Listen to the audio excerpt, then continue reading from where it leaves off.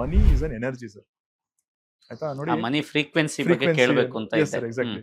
ನೋಡಿ ಸರ್, ಇವಾಗ ಕೆಲವೊಬ್ಬರಿಗೆ ಮನಿ ತುಂಬಾ ಈಸಿ ಸರ್. ನೋಡಿ, ಅವರು ಈಸಿಯಾಗಿ ಅವರು ದುಡ್ಡು ಮಾಡ್ತಾರೆ, ಪ್ರಾಜೆಕ್ಟ್ಸ್ ಮೇಲೆ ಪ್ರಾಜೆಕ್ಟ್ಸ್ ಮಾಡ್ತಾರೆ, ದುಡ್ಡು ಬರ್ತಾನೆ ಇರುತ್ತೆ ಸರ್. ಅವ್ರನ್ನ ನೋಡಿದ್ರೆ ಅನ್ಸುತ್ತೆ ದುಡ್ಡು ಮಾಡೋದು ಇಷ್ಟು ಇಷ್ಟ್ ಈಸಿನಾ easyನಾ ಅಂತ. ಅಂತ. ಇನ್ ಕೆಲವರು ಎಲ್ಲಾ ರೀತಿಲೂ ಗುದ್ದಾಡ್ತಾ ಇರ್ತಾರೆ, ದುಡ್ಡು ಬರಲ್ಲ. ಇಲ್ಲ ಸರ್. ಸರ್, ಈಗ ನಾವ್ ಇಷ್ಟವರೆಗೂ ಮಾತಾಡಿದ ಸಮ್ಮರಿನೇ ಅದು ಸರ್. ಒಂದು ಇನ್ ಯಾಂಗ್ ಥಿಯರಿ, ನಾವು ಹಳೆ ಕರ್ಮ ಮಾಡಿರೋ ಸೀಡ್ಸ್, ನಮ್ಮ ಅಪ್ಪ ಅಮ್ಮ ಹೇಳ್ಕೊಟ್ಟಿರೋ ಥಾಟ್ ಪ್ರೊಸೆಸಸ್ ನಮ್ಮ ಮೈಂಡ್ ಸೆಟ್ ಅಲ್ಲಿ, ಚಿಕ್ಕ ವಯಸ್ಸಲ್ಲಿ ದುಡ್ಡು ಕಷ್ಟ, ಅದು ಇದು. ಸೊ ಎಲ್ಲವೂ ಈ ಇದೆಲ್ಲ frequency ಅಲ್ಲಿ ಮೀರಿ ಇದೆ. ನಾವು ಆಚೆ ಬರ್ಬೇಕು ಸರ್.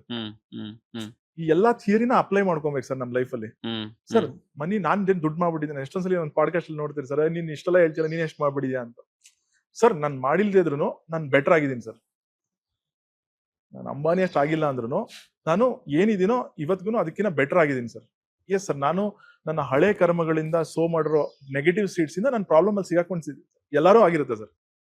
ಬಟ್ ಅದಾದ್ಮೇಲೆ ನಾನು ಏನ್ ಸೀಡ್ ನ ಸೋ ಮಾಡಿದೀನೋ ಅದೆಲ್ಲ ಒಳ್ಳೆ ಸೀಡ್ ಸೋ ಮಾಡಿದೀನಿ ಸರ್.